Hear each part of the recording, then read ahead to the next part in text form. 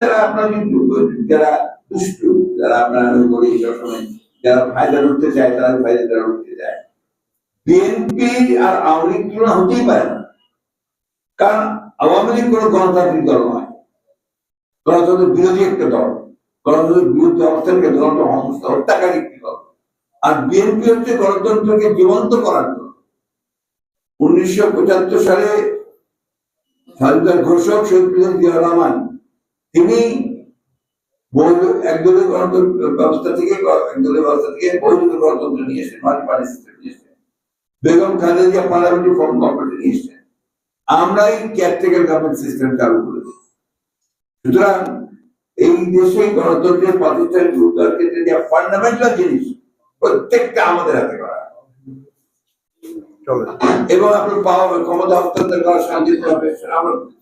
Thank you.